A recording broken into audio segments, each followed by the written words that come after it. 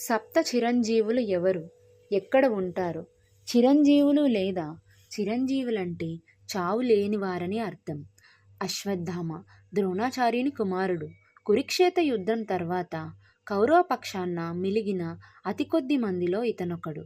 నిద్రిస్తున్న ఉపపాండవులను గొంతు కోసి చంపాడు. ఆ కారణంగా ఒళ్లంతా వ్రణాలతో చావు లేకుండా చిరంజీవిగా జీవించమని శ్రీకృష్ణుడు అతన్ని శపించాడు. బలి ముల్లోకాలను జయించిన దానవ చక్రవర్తి. ప్రహ్లాదుని మనవడు. విరోచనుని కుమారుడు. పౌరాణిక గాథల్లో మహాదాతలుగా ప్రసిద్ధికెక్కిన ఐదుగురు బలి, కర్ణ, శిబి, రాజ సత్యవాది, హరిశ్చంద్ర దధీచీలలో ఒకడు. వామనావతారంలో వచ్చిన విష్ణుమూర్తి 3 అడుగుల నేలను అతడి నుండి దానంగా పొంది 2 అడుగులతో యావత్ దేశాన్ని ఆక్రమించి 3వ అడుగు ఎక్కడ పెట్టమని అడగ్గా తన తలలో చూపించాడు.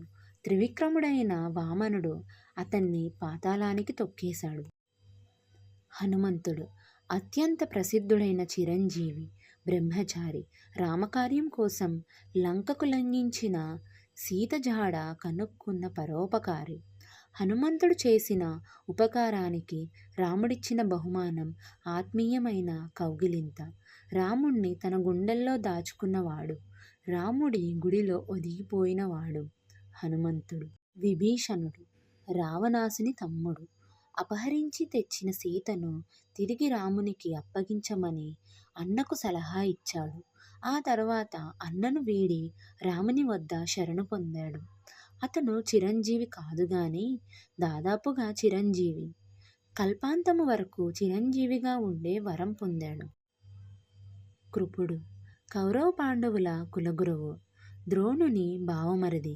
కురుక్షేత్ర యుద్ధంలో బ్రతికి బట్టగట్టిన అతి కొద్ది కౌరవ పక్ష యోధుల్లో మేనల్లుడు అశ్వత్థామతో పాటు కృపుడు ఒకడు.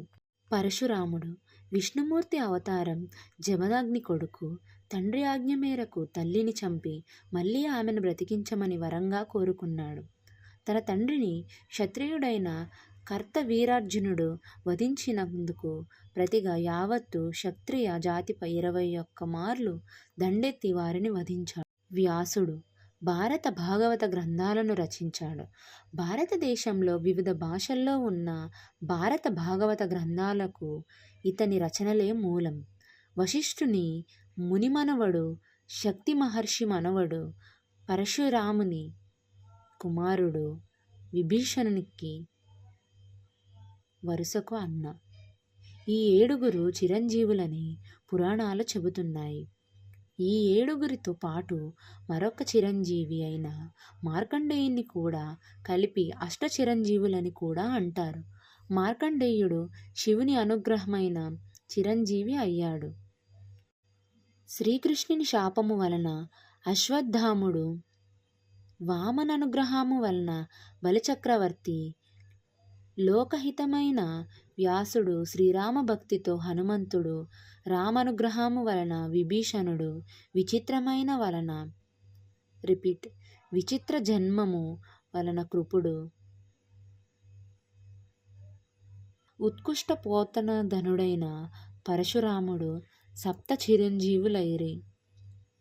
వీరకుత్తరమున శివానుగ్రహముచే కల్పంజనముడైన మార్కండేయుని ప్రతినిత్యం తలుచుకొన్న సర్వవ్యాధి వివరితులై శతాయుష్మంతులౌతురని శ్లోక తాత్పర్యము.